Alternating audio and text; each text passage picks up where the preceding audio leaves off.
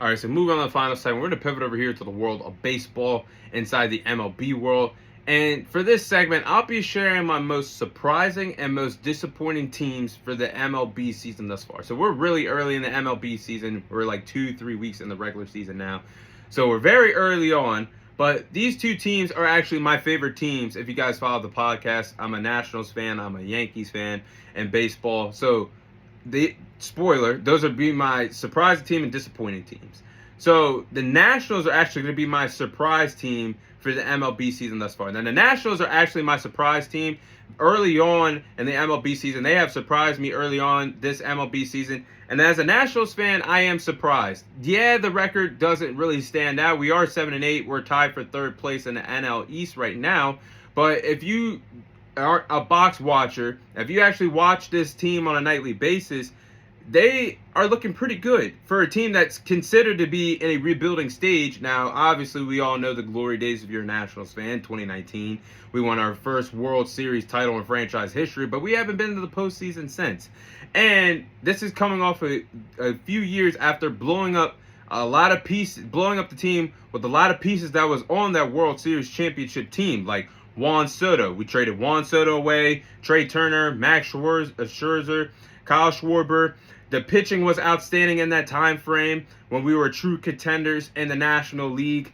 And ever since then, we've been rebuilding. A bottom tier team in the National League year in and year out. And this team right now, I can honestly say, can be a wild card team if the offensive production keeps up.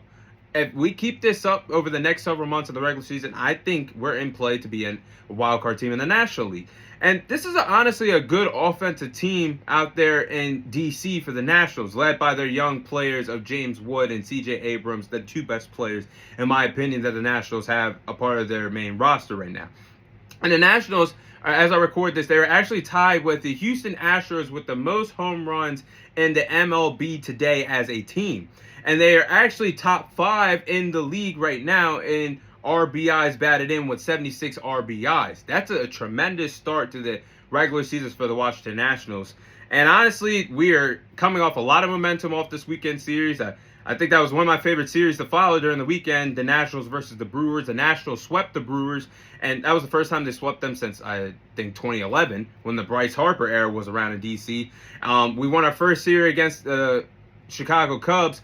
And even though last week we got swept by the reigning defending World Series champions, the Los Angeles Dodgers a week ago, we held our own in that series and scored a lot of runs against the champs. So even though we got swept, I think we looked really good. And the Nationals are really surprising me because during the offseason last year, we did a surprise hire to a guy to become our next manager, and that's Blake Buddura. Blake Buddura was a surprise because he's very young. He's only 33 years of age, being the manager for this Washington Nationals team. And honestly, he's done a great job with them. They're hitting the ball well. They're finding grooves successfully offensively.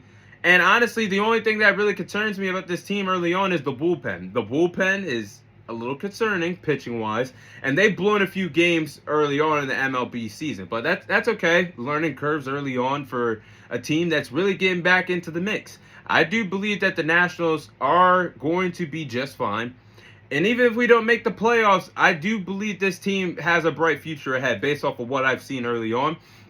So I really want to consider them as an underrated sleeper. An underrated sleeper that I do believe has the potential, if they keep this up, to make the postseason based off of their offensive production. But it's early on, but time will tell. Now, of course, my disappointing team is the New York Yankees. Now, the New York Yankees are a very disappointing team early on, and I don't know what the hell is going on. Like, the New York Yankees start off the season hot as a forest fire, 7-1. 7 wins, 1 loss. And then since then, you turn around a week or so later, now they're 8-7, tied for first place in the AL East with the Tampa Bay Rays and the Baltimore Orioles. And currently, the Yankees are on a big schneid. They're on a 5-game losing streak right now. So things are not going the way that they want to. And even if you're a New York Mets fan in New York, you're also on a 5-game losing streak as well. But as I digress, the Yankees, they lost their previous series to the A's. That's something that there were so many mistakes in that series where I think the mistakes played a factor of why we lost to the A's in a 3-game series. Careless mistakes.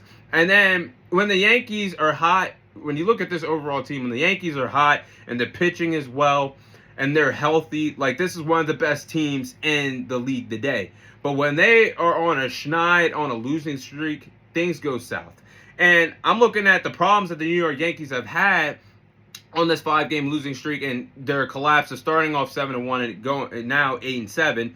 The shortstop position has been an issue. We plugged in a few guys at the position to see what they can do.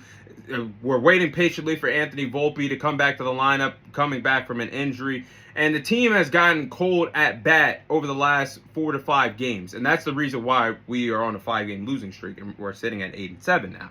But the pitching rotation is honestly struggling right now. That's another downfall for the Yankees. And that's a reason why we have given up 19 runs in our last 5 previous losses. So the pitching has to be much better. And you look at Aaron Judge, man. Aaron Judge is one of the best hitters in the modern era of baseball. Say what you want about him, but he's a 3-time MVP of this league for a reason. But when he's hot, he brings it. But when he's cold, he brings the entire New York Yankees team down. And that's not what the captain of a New York Yankees team is honestly supposed to do. And honestly, his production has been horrible. Minus that home run that he hit in the top of the 9th against the Tampa Bay Rays Sunday in that loss.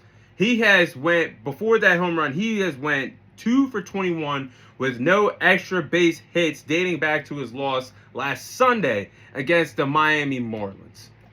Things got to change, or somebody's going to overpass you if you're the New York Yankees. Though you're even lucky that the Toronto Blue Jays are starting off as cold as they are, being the runner-ups of last year's season. But don't let a team like the Baltimore Orioles catch you. Don't let the Tampa Bay Rays catch you, because then you could be in a world of trouble.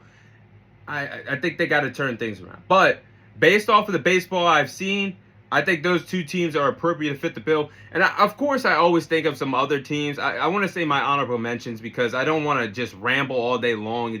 But there's some other teams I would say would fit the bill as surprise teams. I'm very surprised at the Pittsburgh Pirates. I'm very surprised at what they're doing right now. And also, I could throw in 2 disappointing teams also in the AL East as well. I could talk about the slow start about the Boston Red Sox. I could talk about the slow start of the Toronto Blue Jays. But I think the Nationals and the Yankees fit the bill right now. The most surprising teams and the most disappointing teams in the league. But that is all the time I have for you guys today. Thank you guys for watching. Thank you guys for listening. This is your host, Thomas Tyree, signing off. And I'll see you guys on next week's episode.